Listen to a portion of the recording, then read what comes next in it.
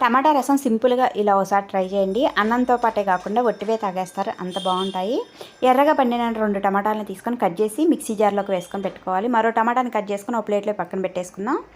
ఇప్పుడు నిమ్మకాయ సైజ్ అంత చింతపండుని తీసుకొని నానబెట్టి ఉంచాను. ఈ చింతపండుని మిక్సీ జార్లోకి వేసుకొని మెత్తగా మిక్సీ పట్టేసి ఒక గిన్నెలోకి ఇలాంటి జల్లెడ పెట్టేసుకొని ఈ పేస్ట్ అంతా వేసుకొని ఒక గ్లాస్ వాటర్ కూడా పోసుకొని ఈ ప్యూరీని అంతా తీసి పెట్టుకోవాలి. ప్యూరీ అంతా ఇలా రెడీ చేసి పెట్టుకున్న తర్వాత ఇప్పుడు స్టవ్ పైన ప్యాన్లోకి 1 టేబుల్ స్పూన్ ఆయిల్ వేసుకొని ఆయిల్ కొద్దిగా వేడైన తర్వాత తాలింపు గింజలు, ఎండుమిరపకాయలు, అలాగే ఒక 4 వెల్లుల్లి రెబ్బల్ని దంచేసి వేసుకోవాలి. ఒక 2 పచ్చిమిర్చి కట్ చేసుకొని కొద్దిగా ఇంగువ కూడా వేసుకొని ఫ్రై అయిన తర్వాత 2 రెమ్మల కరివేపాకు, ఒక చిన్న ఉల్లిపాయను పొడుగ్గా కట్ వేసుకొని టమాటా ముక్కలు కూడా వేసుకొని ఒక 1/2 టీ స్పూన్ పసుపు, రుచికి సరిపోయిన ఉప్పు, 1 అర స్పూన్ కారము, 1 స్పూను రసం పౌడర్, ఇక్కడ రసం పౌడర్ నేను ఆర్చి వేసాను.